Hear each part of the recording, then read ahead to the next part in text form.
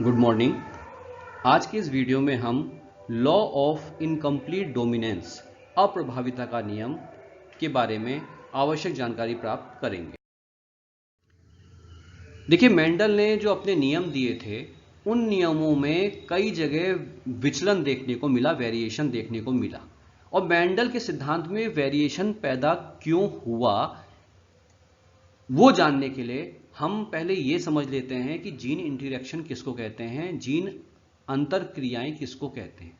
देखिए, gene interaction दो प्रकार के होते हैं, एक कहलाता है इंट्रा एलिलिक और एक कहलाता है इंटर एलिलिक।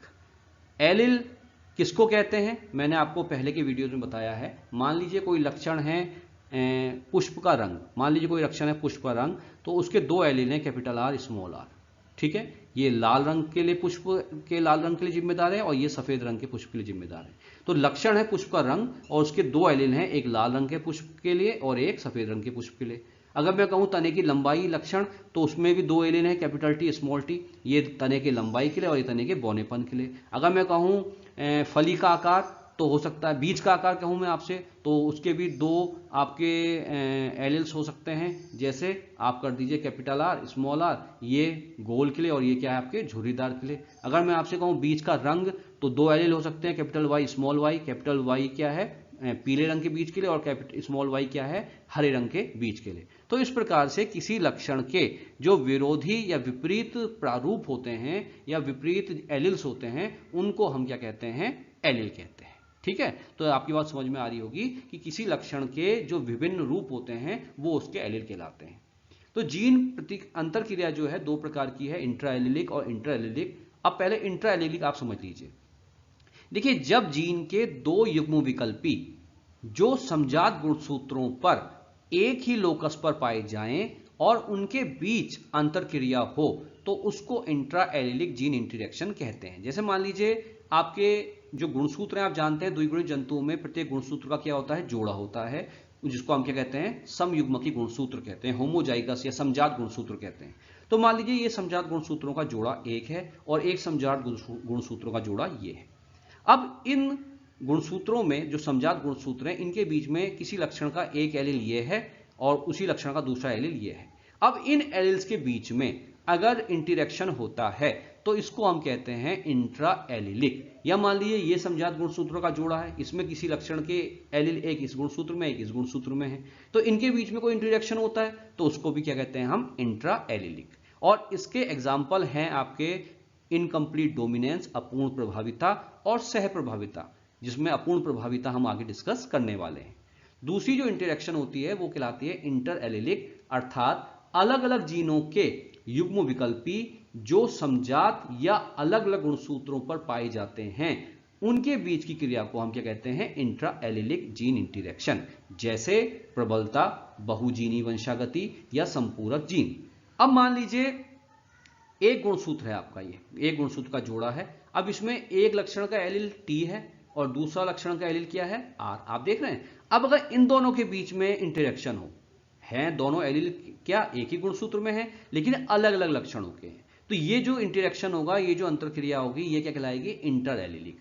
एक ही गुणसूत्र में अगर दो अलग अलग जीनों के या दो अलग अलग लक्षणों के एलिल्स के बीच इंटरेक्शन हो तो वो कहलाता है इंटर एलिलिक। या फिर दो गुणसूत्रों के बीच में, अब मान लो एक गुणसूत्र ये है और एक गुणसूत्र ये है, अब इसमें ये स्मॉल टी और यहां कैपिटल पी, इनके बीच में इंटरेक्शन हो। आप देख रहे हैं दोनों एलिल क्या हैं, अलग अलग जीनों के हैं, अलग अलग लक्षणों के हैं और अलग अलग गुणसूत्र पर भी हैं, तो ये भी जो इंटरेक्शन होगा ये कहलाएगा इंटर एलिलिक। एक गुणसूत्र में अलग अलग जीनों के एलिल्स हों या दो गुणसूत्रों में अलग अलग जीनों के एलिल्स हों, तो इनके बीच की इंटरेक्शन कहलाएगी आपकी क्या, इंटर एलिलिक। और ये कहां दिखने को मिलता है, प्रबलता में, बहुजीनी वंशागति में और संपूरक जीन में। अब हम बात करते हैं लॉ ऑफ इनकम्प्लीट डोमिनेंस। देखिए, लॉ ऑफ इनकम्प्लीट डोमिनेंस या अप्रभाविता के नियम को पढ़ने से पहले हम मेंडल के द्वारा कहे गए जो सिद्धांत हैं उसको समझ लेते हैं, क्योंकि लॉ ऑफ इनकम्प्लीट डोमिनेंस जो है मेंडल के प्रभाविता के नियम का क्या है, विचलन है, वेरिएशन है। तो पहले आपकी यादाश्त के लिए, आपको समझाने के लिए एक बार हम मेंडल के प्रभाविता के नियम को शॉर्टकट में समझ लेते हैं। देखिए, मेंडल ने यह कहा था कि जब किसी एक लक्षण के समयुग्मकी प्रभावी और समयुग्मकी अप्रभावी एलील युक्त जनक के बीच क्रॉस कराया जाता है तो प्रथम पीढ़ी में प्राप्त जो संतान होती है उसमें प्रभावी एलील का लक्षण प्रकट होता है और F2 पीढ़ी में 3:1 का फिनोटाइप अनुपात मिलता है। जैसे मान लीजिए ये डायग्राम है, इसमें अगर हम कैपिटल टी और स्मॉल टी, कैपिटल टी किसका जीनी संरचना है, ये लंबे तने की, और स्मॉल टी किसके लिए है, डार्फ के लिए। और आप ये भी जानते हैं कि कैपिटल टी क्या है, प्रभावी है, और स्मॉल टी क्या है, अप्रभावी। तो मेंडल ने यह कहा था कि जब इस प्रकार के दो होमोजाइगस जनक के बीच में हम क्रॉस कराते हैं तो F1 जनरेशन में हमें जो संतानें मिलती हैं वो कैसी मिलती हैं, लंबी मिलती हैं, क्योंकि इसकी F1 जनरेशन में जो संतानें मिली वो कैसी हैं, संकर हैं। उसमें कैपिटल टी का एक एलील मौजूद है और एक एलील किसका मौजूद है, स्मॉल टी का। लेकिन कैपिटल टी प्रभावी है, इसलिए उसने क्या किया, स्मॉल टी के प्रभाव को क्या कर दिया, दबा दिया। स्मॉल टी है तो सही, लेकिन कैपिटल टी क्या है, प्रभावी है, इसलिए उसने स्मॉल टी के प्रभाव को दबा दिया, जिस कारण से F1 जनरेशन में सारी संतानें कैसी प्रकट हुई, लंबी प्रकट हुई। और जब F1 जनरेशन के संतानों के बीच हमने क्रॉस कराया तो F2 जनरेशन में 4 संतानें प्राप्त हुई, जिनमें से आपकी 3 लंबी और एक बौनी थी। 3 लंबी में एक तो प्योर लंबी थी, लेकिन ये जो दो संतानें हैं इनमें कैपिटल टी के साथ स्मॉल टी भी है, लेकिन कैपिटल टी चूंकि प्रभावी है इसलिए ये दोनों संतानें भी संकर होने के बाद भी कैसी प्रकट हुई, लंबी प्रकट हुई। और एक संतान जिसमें दोनों टी कैसे हैं, अप्रभावी एलील्स, 2 अप्रभावी एलील्स मौजूद हैं, तो ये संतान कैसी पैदा हुई, बौनी पैदा हुई। तो इस कारण से जो F2 जनरेशन में हमें फिनोटाइप रेशो मिला वो 3:1 मिला, और जो जीनोटाइप रेशो मिला वो हमें क्या मिला, 1:2:1।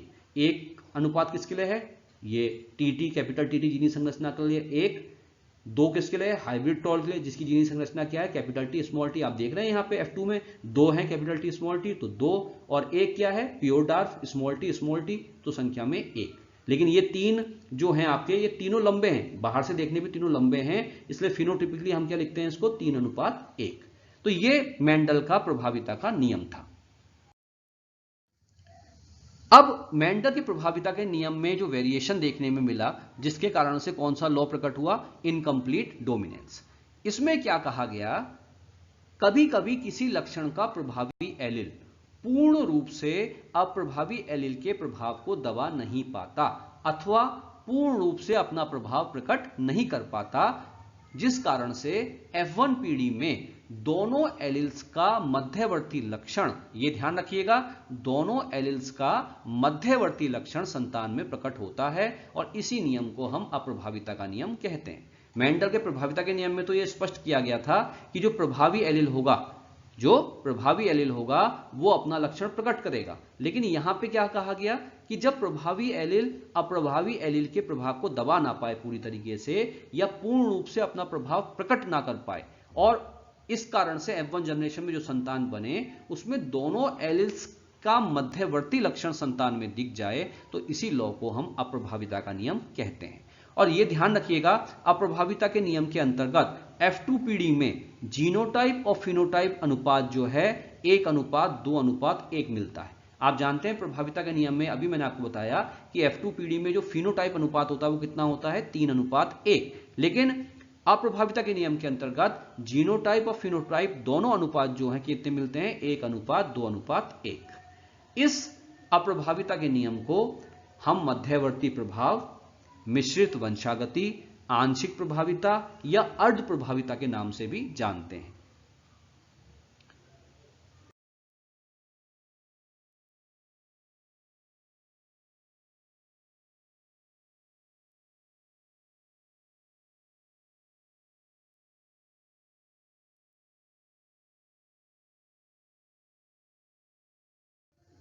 अब हम यहां कुछ एग्जाम्पल्स लेके अप्रभाविता के नियम को समझने का प्रयास करते हैं। यहां यह बात आपको पता होनी चाहिए कि अप्रभाविता का नियम किसने प्रस्तुत किया। देखिए, कार्ल कॉरेंस नामक जो वैज्ञानिक थे, उन्होंने सबसे पहले मिराबिलिस ज़लापा, जिसको हम गुलाब बांस भी कहते हैं, उसमें अपूर्ण प्रभाविता के नियम को प्रस्तुत किया। तो क्या है ये, देखिए गुलाब बांस का जो पुष्प है जिसको हम मिरेबिलिस लापा कहते हैं, इसमें दो प्रकार के पुष्प पाए जाते हैं। जो पुष्प का रंग होता है वो दो प्रकार के पुष्प वाले जनक पाए जाते हैं। एक पुष्प तो ऐसा है, या कहिए एक जनक ऐसा है जिसमें कैसे पुष्प होते हैं, लाल, और एक जनक ऐसा है जिसमें कैसे पुष्प होते हैं, सफेद। ये दोनों क्या है, आपकी जनक के पेरेंट जनरेशन है। और इनकी जीनी संरचना अगर आप देखेंगे तो जो लाल पुष्प वाले पौधे उनकी जीनी संरचना क्या है, कैपिटल आर, और जो व्हाइट पुष्प वाले जनक हैं उनकी जीनी संरचना क्या है, स्मॉल आर। जब इन दोनों जनक के बीच में हम क्रॉस कराते हैं तो क्या होता है, आप इसको देखेंगे। आर जो जनक है, अगर इससे आप युग्मक बनाएंगे तो स्वाभाविक सी बात है, इससे जो युग्मक बनेंगे कैसे बनेंगे, आर बनेंगे। सारे युग्मक एक जैसे होंगे क्योंकि ये कैसा है, होमोजाइगस है। उसी प्रकार से स्मॉल आर से भी जो आपके युग्मक बनेंगे वो क्या बनेंगे, स्मॉल आर, क्योंकि ये भी होमोजाइगस है, समयुग्मक ही है, तो सारे युग्मक कैसे होंगे, एक जैसे। अब जब पैतृक जनक के इन युग्मकों के बीच, इन दोनों जनक के बीच में क्रॉस कराते हैं तो ये युग्मक आपस में मिलकर F1 जनरेशन को पैदा करते हैं। और ये F1 जनरेशन किस प्रकार से पैदा होगी, ये आप मोनोहाइब्रिड क्रॉस में पढ़ चुके हैं, मैं आपको डायरेक्ट यहां समझा रहा हूं। देखिए 4 प्रकार से मिलने की संभावना है इन युग्मकों की, तो आपके F1 जनरेशन में ये 4 प्रकार के संतान प्राप्त हो सकती हैं, और ये चारों संतानें जो हैं एक जैसी हैं। ठीक है, अगर आप प्रभाविता के नियम की बात करते तो यहां पे हम देखते कि कैपिटल आर और स्मॉल आर, ये जो F1 जनरेशन की संतान है उन सब में कैपिटल आर के साथ स्मॉल आर है। और अगर प्रभाविता के नियम को हम मानते तो कैपिटल आर प्रभावी एलील है और स्मॉल आर क्या है, अप्रभावी एलील है। तो ये सारी की सारी जो संतानें F1 जनरेशन की हैं, ये कैपिटल आर एलील के चक्कर में कैसी होनी चाहिए थी, रेड होनी चाहिए थी, लाल होनी चाहिए थी। लेकिन आश्चर्यचकित बात यह है कि F1 जनरेशन में ये जो संतानें प्राप्त हुई, ये सब की सब गुलाबी रंग के पुष्प वाली हुई, सारे के सारे जो है पिंक कलर के प्रदर्शित हुए। अब यहां प्रश्न ये उठता है कि ये जो संतानें हैं कैपिटल आर होने के बाद भी ये पिंक गुलाबी रंग की प्रकट क्यों हुई, जबकि इनको प्रभाविता के नियम के हिसाब से कैसे प्रकट होना चाहिए था, लाल। तो यहां पे कार्ल कॉरेंस ने कहा कि चूंकि कैपिटल आर जो प्रभावी एलील है वो स्मॉल आर अप्रभावी एलील के प्रभाव को पूरी तरीके से दबा नहीं पाया, इसी कारण से इन दोनों लक्षणों का मध्यवर्ती लक्षण F1 जनरेशन की संतान में प्रकट हुआ। भाई जनक में क्या है, पहला करैक्टर क्या, लाल, और सफेद दूसरी जनक में क्या है, सफेद। अगर आप लाल को सफेद से मिला दें, मान लीजिए आप लाल पेंट का एक डिब्बा ले लें और एक सफेद पेंट का डिब्बा ले लें, और उन दोनों को अगर आप मिक्स करें तो कौन सा रंग बनता है, गुलाबी। और वही रंग कहां दिखाई दे रहा है, संतानों में दिखाई दे रहा है। तो यही इनकम्प्लीट डोमिनेंस है कि F1 जनरेशन में जो संतानें मिली वो प्रभावी एलील वाले पिता के समान ना होकर के दोनों प्रभावी और अप्रभावी एलील्स के मध्यवर्ती लक्षण को प्रकट करते हैं। ना तो ये लाल हुई ना ये सफेद हुई, अपितु कैसी हुई, लाल और सफेद का बीच का कलर जो इन दोनों के मिक्सिंग से बनता है कलर, पिंक कलर प्रकट हुआ। तो यहां क्लियर आपकी बात समझ में आ गई होगी कि इनकम्प्लीट डोमिनेंस क्या है, जब जनक के क्रॉस के फलस्वरूप F1 जनरेशन की जो संतान है वो प्रभाविता के नियम को फॉलो ना करे, वहां पे प्रभावी एलील अपना प्रभाव पूरी तरीके से ना दिखा पाए, जिस कारण से F1 जनरेशन में जो संतानें पैदा हो वो कैसा लक्षण प्रकट करें, मध्यवर्ती लक्षण प्रकट करें, अपने जनकों का मध्यवर्ती लक्षण प्रकट करें, तो उसको हम लॉ ऑफ इनकम्प्लीट डोमिनेंस कहते हैं। अब देखिए यहीं पर एक चीज आप और ध्यान रखिएगा कि ये जो F1 हाइब्रिड आपको मिले, F1 जनरेशन के जो पिंक कलर के आपको पौधे मिले, अब अगर हम इनके बीच में क्रॉस कराएं, अभी मैंने आपको बताया F1 जनरेशन में कैपिटल आर स्मॉल आर ये जनक आपको मिले थे, ये संतानें आपको मिली थी, और ये कैसे प्रकट हुई, पिंक कलर की प्रकट हुई। ये ना तो लाल है ना ये सफेद हैं, ये कैसी हैं, पिंक हैं। अब जब इन दोनों का क्रॉस हमने कराया तो स्वाभाविक सी बात है कि इनसे भी जो गैमेट्स मिलेंगे वो क्या मिलेंगे, आपको पता ही है कैपिटल आर स्मॉल आर से जो गैमेट मिलेंगे वो क्या मिलेंगे, एक कैपिटल आर प्रकार का मिलेगा और एक स्मॉल आर प्रकार का मिलेगा। अब इन F1 जनरेशन के संतानों के बीच में हमने क्रॉस कराया, और क्रॉस कराने के फलस्वरूप हमने क्या पाया, F2 जनरेशन पाई। और पुनेट चार्ट के माध्यम से मैं आपको दिखा रहा हूं, मान लीजिए ये एक जनक है, इससे जो युग्मक मिले वो हमने यहां लिख दिए कैपिटल आर स्मॉल आर, और इस जनक से जो युग्मक मिले वो हमने पुनेट चार्ट के इधर लिख दिए, क्षैतिज खड़े में लिख दिए, क्षैतिज में लिख दिए। तो मान लीजिए ये हमने लिख दिया कैपिटल आर स्मॉल आर। तो दो जनक F1 जनरेशन के, एक जनक ये, इसके युग्मक हमने पुनेट चार्ट के यहां लिख दिए, और दूसरा जनक ये है, इसके जो युग्मक मिले वो पुनेट चार्ट के इधर लिख दिए। अब हम F2 जनरेशन पाने के लिए इनका क्रॉस कराते हैं। R का क्रॉस R से कराया, ये बन गया। कैपिटल R का क्रॉस स्मॉल r से कराया, ये बन गया। स्मॉल r का क्रॉस कैपिटल R से कराया, ये बन गया। स्मॉल r का क्रॉस स्मॉल r से कराया, ये बन गया। तो इस प्रकार से 4 प्रकार की संतानें F2 जनरेशन में आपको मिलने की संभावना है, जिनमें पहली संतान कैपिटल R दोनों समयुग्मकी कैपिटल R हैं, तो कैसी होगी संतान? लाल। दूसरी संतान कैसी होगी? कैपिटल R स्मॉल r है, तो कैपिटल R क्योंकि यहां प्रभाविता प्रकट नहीं कर रहा है, तो ये कैसी संतान प्रकट हो गई? पिंक। तीसरी संतान भी पिंक, और चौथी संतान चूंकि दोनों उसमें स्मॉल r हैं, तो ये कैसे प्रकट हुई? व्हाइट। तो ये F2 जनरेशन के आपके 4 प्रकार के पौधे मिले। अब अगर आप F2 जनरेशन के पौधों की फिनोटाइप रेशियो देखें, जो बाहर से लक्षण देख के हम अनुपात निकालते हैं, बाहर से देखकर, जीन नहीं देखेंगे हम, केवल भौतिक रूप देखेंगे बाहर से, उस हिसाब से अगर आप देखें तो क्या होगा? देखिए, अगर ये डाइहाइब्रिड, ये अगर आपका लॉ ऑफ डोमिनेंस को मानता, प्रभाविता के नियम को मानता, तो आप जानते हैं कि ये जो 3 संतानें, ये तीनों कैसी प्रकट होती? लाल, क्योंकि प्रभावी है लाल, कैपिटल R प्रभावी है, तो यहां पे भी लाल रंग प्रकट होता, यहां पे भी लाल रंग प्रकट होता, और यहां पे भी लाल रंग प्रकट होता। और ये जो संतान होती, ये स्मॉल r के कारण से कैसी होती? सफेद होती। तो यहां पे जो फिनोटाइप रेशियो निकलता, वो कितना निकलता? 3:1। लेकिन चूंकि यहां इनकम्प्लीट डोमिनेंस है, तो कैपिटल R जब समयुग्मकीय अवस्था में, तब तो ये पुष्प कैसा प्राप्त हुआ? लाल। लेकिन जहां पे कैपिटल R स्मॉल r दोनों एलील हैं, वहां पे ना तो कैपिटल R का रंग प्रकट हुआ, ना स्मॉल r का, जबकि इन दोनों का क्या हुआ? मध्यवर्ती लक्षण प्रकट हुआ, पिंक। क्योंकि यहां पे कैपिटल R ने भी स्मॉल r के प्रभाव को पूरी तरीके से दबाया नहीं। इसी प्रकार से इस संतान में कैपिटल R स्मॉल r दोनों हैं, तो कैपिटल R ने चूंकि स्मॉल r के प्रभाव को पूरी तरीके से नहीं दबाया, इसलिए मध्यवर्ती लक्षण प्रकट हुआ, पिंक। और चौथी संतान में स्मॉल r दोनों समयुग्मकीय अवस्था में है, इसलिए यहां पे संतान कैसे प्राप्त हुई? सफेद। तो यहां पे अगर आप फिनोटाइप रेशियो देखें, जो प्रभाविता के नियम में सामान्यतः 3:1 होता है, यहां पे एक पौधा कैसा मिला आपको? लाल। एक रेड मिला। 2 कैसे मिले आपको? पिंक। 2 पिंक मिले। और एक कैसा मिला आपको? व्हाइट। तो यहां पे आप देखें तो अप्रभाविता के नियम के दौरान जो फिनोटाइप रेशियो है, वो भी कितना मिला आपका? 1:2:1। और यही अनुपात जीनोटाइप रेशियो का भी होगा, क्योंकि देखिए कैपिटल R ये कितने ऐसी जीनी संरचना वाले कितने पौधे हैं? एक ही है। कैपिटल R स्मॉल r ये जीनी संरचना वाले कितने पौधे हैं? 2 हैं। और स्मॉल r जीनी संरचना वाले कितने पौधे हैं? 1 है। तो यहां पे आप देखेंगे कि जीनोटाइप रेशियो भी क्या है? 1:2:1। तो ये ध्यान रखिएगा कि लॉ ऑफ इनकम्प्लीट डोमिनेंस के अंतर्गत F2 जनरेशन में जीनोटाइप तो है ही है, साथ साथ फिनोटाइप रेशियो भी कितना होता है? 1:2:1। जबकि प्रभाविता के नियम में फिनोटाइप रेशियो कितना होता है? 3:1।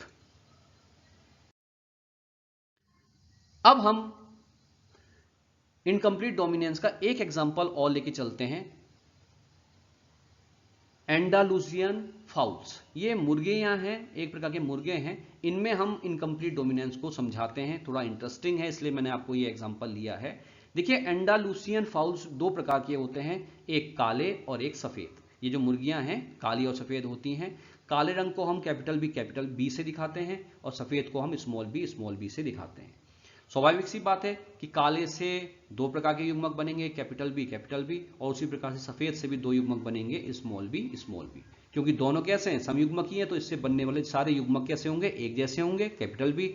और इससे जो स्मॉल बी से जो युग्मक बनेंगे, वो भी सब एक जैसे होंगे, स्मॉल बी। अब अगर हम इनके बीच में क्रॉस कराते हैं F1 जनरेशन पाने के लिए, तो स्वाभाविक रूप से 4 प्रकार की संतानें बनेंगी, और चारों संतानें कैसी होंगी? बिल्कुल एक जैसी होंगी। F1 जनरेशन में चारों संतानें बिल्कुल एक जैसी बनेंगी, जिनकी जीनी संरचना क्या है? Capital B, small B. अब देखिए, यहां पे अगर प्रभाविता का नियम लागू होता, तो कैपिटल बी प्रभावी होता, स्मॉल बी क्या होता? अप्रभावी होता। जिस कारण से ये चारों संतानें जो F1 जनरेशन की बनी, ये सबकी सब कैसी होनी चाहिए थी? काली। लेकिन यहां ऐसा नहीं हुआ। यहां क्या हुआ? यहां ये जितने भी आपकी मुर्गियां बनी, इन सब का रंग जो है ब्लू रंग का प्रकट हुआ। एकदम ब्लू तो नहीं था, लेकिन हाँ नीले रंग का प्रकट हुआ। तो ये अप्रभाविता के नियम को प्रकट करता है, क्योंकि काला और सफेद इनके मिलाने से जो मध्यवर्ती लक्षण पैदा हुआ, वो क्या पैदा हुआ? नीला। तो F1 जनरेशन में जो संतानें हैं, इन्होंने प्रभाविता लॉ ऑफ डोमिनेंस को लागू नहीं किया, पालन नहीं किया। कैपिटल बी पूरी तरीके से स्मॉल बी के प्रभाव को दबा नहीं पाया, और इस कारण से मध्यवर्ती लक्षण पैदा हुआ ब्लू। तो ये भी लॉ ऑफ इनकम्प्लीट डोमिनेंस का एग्जाम्पल है। अब देखिए बड़ा इंटरेस्टिंग केस रहा। उस समय जो लोग इन एंडेलूसियन फाउल्स को पालते थे, जब उन्होंने F1 जनरेशन के इन नीली मुर्गियों को देखा तो उन्होंने क्या किया, उन्होंने जो इनके पैतृक थे काले और सफेद, इन सबको मार दिया। इन्होंने कहा कि नीली मुर्गियों का मार्केट में रेट क्या होगा, ज्यादा, क्योंकि अलग मुर्गियां हैं नीले रंग की, तो इसका रेट क्या होगा, ज्यादा होगा। तो उन्होंने ये सोचा कि अगर हम F1 जनरेशन पेरेंट जनरेशन के ब्लैक और व्हाइट को मार दें, खत्म कर दें और केवल नीली मुर्गियों के बीच में ही क्रॉस कराएं, तो इनके सारे बच्चे भी कैसे पैदा होंगे, नीले ही पैदा होंगे, तो अधिक फायदा इनको होगा। अब देखिए हुआ क्या, हुआ ये कि जब इन मुर्गी के व्यापारियों ने इस ब्लू F1 जनरेशन की ब्लू संतानों के बीच में क्रॉस कराया, तो आप जानते ही हैं कि इसकी जीनी संरचना क्या है, कैपिटल बी स्मॉल बी, और इनसे जो युग्मक बनेंगे वो कैसे बनेंगे, अलग अलग बनेंगे। एक बी प्रकार का 50% कैपिटल बी और 50% स्मॉल बी। इसी प्रकार से F1 जनरेशन का जो दूसरा जनक लिया, इसमें भी दो प्रकार के युग्मक बनेंगे, एक कैपिटल बी और एक स्मॉल बी। चूंकि यहाँ पे जीनी संरचना कैसी है, हेट्रोजाइगस है, विषम युग्मक की है, तो इससे दो प्रकार के युग्मक बनेंगे, 50% कैपिटल बी और 50% स्मॉल बी। अब जब इनके बीच में हमने क्रॉस कराया तो संतानों का अध्ययन करने के लिए हमने पुनेट चार्ट बनाया है। अब जैसे पहले मैंने आपको बताया, ये जो गार्जियन है, ये जो जनक है, इसके दोनों युग्मकों को हम कहाँ लिख देंगे, यहाँ पे लिख देंगे, आपने ये लिख दिया। और ये जो जनक है, इसके दोनों युग्मकों को कहाँ लिख देंगे, यहाँ पे लिख देंगे, आपने ये लिख दिया। अब आपने इनके बीच में क्रॉस कराया तो देखिए, जब ये युग्मक नर युग्मक ये मादा युग्मक से मिलता है तो पहली संतान बनी, ये युग्मक इस युग्मक से मिलता है तो दूसरी संतान बनी, ये युग्मक इस युग्मक से मिला तो तीसरी संतान मिली, और ये युग्मक जब इस युग्मक से मिला तो चौथी संतान मिली। तो जब ये नीले मुर्गियों के बीच व्यापारियों ने क्रॉस कराया तो उन्हें 4 प्रकार की संतानें प्राप्त हुई। और मजेदार बात क्या थी कि पहली संतान कैपिटल बी, चूंकि बी की इसके लिए रिस्पॉन्सिबल है काले रंग के लिए, और यहाँ समयुग्मकीय अवस्था में, तो फिर से उन्हें काले रंग की मुर्गी प्राप्त हुई। कैपिटल बी स्मॉल बी, ये जो दो संतानें हैं, ये कैसी प्राप्त हुई, नीली प्राप्त हुई, क्योंकि इसमें कैपिटल बी और स्मॉल बी के मध्यवर्ती लक्षण यहाँ पे प्रकट हुआ, क्योंकि कैपिटल बी पूरी तरीके से प्रभावी नहीं हो पाया। और चौथी जो संतान प्राप्त हुई वो स्मॉल बी के समयुग्मकीय अवस्था के कारण फिर से कैसी प्राप्त हुई, व्हाइट, क्योंकि स्मॉल बी किसके लिए रिस्पॉन्सिबल है, व्हाइट कलर के लिए। तो यहां पे व्यापारियों ने देखा कि फिर से जो F2 जनरेशन में फिनोटाइप रेशो मिला वो 1:2:1 मिला। एक काली मुर्गी मिल गई, 2 नीली मुर्गियां मिल गई और एक सफेद मुर्गी मिल गई, और इसका फिनोटाइप रेशो क्या मिला आपका, 1:2:1। तो उनकी जो सोच थी कि F1 जनरेशन के नीले मुर्गियों के बीच क्रॉस कराने पे उन्हें सब नीली मुर्गियां मिलेंगी, ऐसा नहीं था। F2 जनरेशन में कैपिटल बी ने समयुग्मकीय अवस्था में आकर फिर से काला रंग प्रकट किया और स्मॉल बी ने फिर से सफेद रंग प्रकट किया, लेकिन साथ साथ में 2 मुर्गियां आपकी नीली प्रकट हुई। तो यहां पे इस एग्जांपल में पुनः अगर आप देखें तो फिनोटाइप रेशो कितना निकला, 1:2:1, और जीनोटाइप रेशो आप देखिए, कैपिटल बी कितने हैं, 1, कैपिटल बी स्मॉल बी संतानें कितनी हैं, 2, और स्मॉल बी संतानें कितने हैं, 1। तो फिर से जीनोटाइप रेशो कितना निकला, 1:2:1। तो अप्रभाविता के नियम के अंतर्गत फिर से अगर आप देखें तो फिनोटाइप और जीनोटाइप दोनों रेशो कैसे मिलेंगे, 1:2:1। इससे ये स्पष्ट है कि प्रत्येक जीन के 2 एलील्स होते हैं, जिनमें से एक क्या होता है, प्रभावी, और दूसरा क्या होता है, अप्रभावी। जब प्रभावी एलील विषम युग्मकीय अवस्था में अपने प्रभाव को पूर्ण रूप से अप्रभावी एलील पर प्रकट ना कर पाए, वह F1 पीढ़ी में मध्यवर्ती लक्षण प्रकट हो, तो उसे हम अप्रभाविता का नियम कहते हैं। मैंने आपको इस वीडियो के माध्यम से 2 एग्जाम्पल दिए, आप चाहें तो स्पेन ड्रैगन डॉग फ्लावर में भी इस लक्षण को देख सकते हैं। तो मैं उम्मीद करता हूं कि इस वीडियो के माध्यम से आपको लॉ ऑफ इनकम्प्लीट डोमिनेंस समझ में आया होगा। अगर आपको ये वीडियो पसंद आया तो प्लीज इसे लाइक कीजिए और इस चैनल को सब्सक्राइब कीजिए। धन्यवाद।